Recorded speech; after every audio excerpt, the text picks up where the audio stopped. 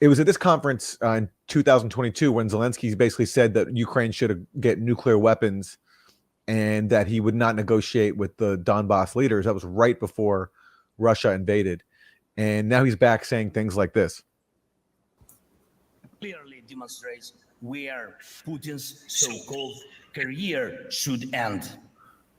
He has only two options ahead: to be in the dock in The Hague, or to be killed by one of his accomplices who are now killing for him. Well, the second part really sounds like projection. Yeah, big time. I mean, Putin hasn't been threatened with death by high-level militia leaders in Russia, unlike Zelenskyy, who's been threatened with regime change and murder by people like the leader of Right Sector, who, you know, before Russia invaded, said that we'll hang Zelenskyy from a tree if he makes a deal with Russia. So I definitely agree with you. That is definitely projection. Yeah. I mean, okay, Zelensky's not going to wind up in The Hague because The Hague is, I mean, Bellingcat has an office there. The ICC prosecutor is a complete tool. Oh, yeah. The Israeli leadership is not in The Hague. Nobody's going to be within the Western fold. Zelenskyy, he's gonna go abroad. That's probably what's going to happen here after this whole thing comes crashing down.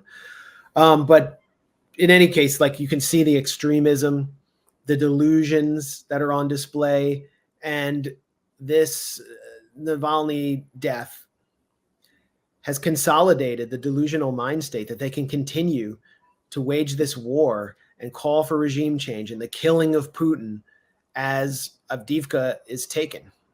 Yeah. I mean, just look at some of these calls. So this is Senator Mark Kelly. The best way to punish Putin for Navalny's death is to give Ukraine the weapons and ammunition they need to continue decimating his army. Continue. Yeah. I mean, yeah. It's like they can't get their talking points straight because they say both that Ukraine's in dire straits. That's what Biden said recently. They're going to lose unless we arm them.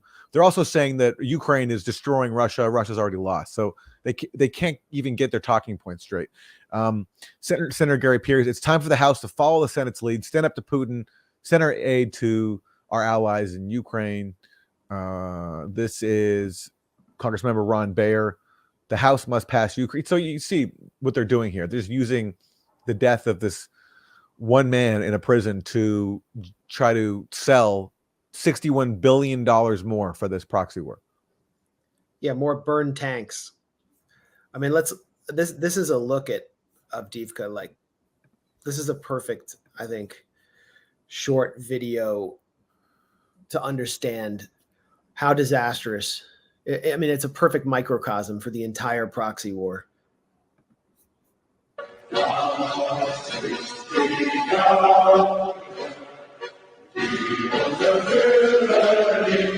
They're Sig Heiling.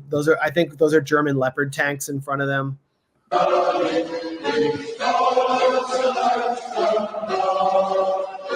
Nice US flag.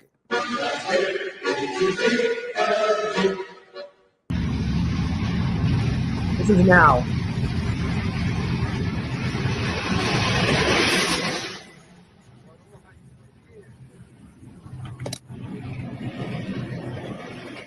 Nice German tank there. I mean, there's so many videos like this coming out of Avdeevka. So much Ukrainian equipment, which is NATO equipment, has been lost there. So many soldiers have been lost there, and they don't really have an army after this, and they don't have a firing point onto Donbas, which they were using as leverage against that. That was part of their leverage, was we're just going to keep attacking civilian settlements, preventing civilians from returning home on the ethnic Russian side until you negotiate on our terms. They don't have that anymore. This is the biggest Russian victory since Bakhmut, which was lost by the new chief of staff, Syrskyi, who they call the butcher within the Ukrainian military. So let's send them more weapons. We're not sending them weapons. We're sending money to Senator Mark Kelly's donors. Our money is being laundered through Ukraine, burned by Russia, and then it goes back to these senators' campaigns, and it goes into the bank accounts of our upper class arms industry executives and all their workers So, this is like job creation in a financialized economy that actually has no productive base. That's what's going on. Yeah, and all this is being waged in the name of defending democracy, but all these people are showing how much they hate democracy because, first of all, the Republican leadership in the House, Mike Johnson, who is stalling this aid, I mean, whatever his motives are, it's in line with the majority of Republican voters. Vast majority of Republican voters don't want more money for Ukraine. So they're actually following the will of their voters, or at least they're in line with what their voters want. And then, look, this is a new poll from Quincy. Roughly 70% of Americans want the Biden administration to push Ukraine toward a negotiated peace with Russia as soon as possible.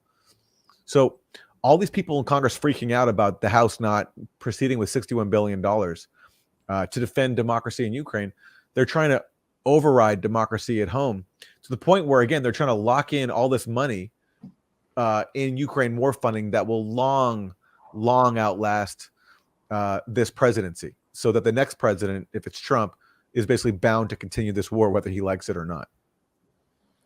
Yeah. And there have been attempts to lock Trump in to this war and essentially to NATO. That's why there's this freak out over Trump's comments about NATO. Yeah. I don't think he can do anything there. Yeah.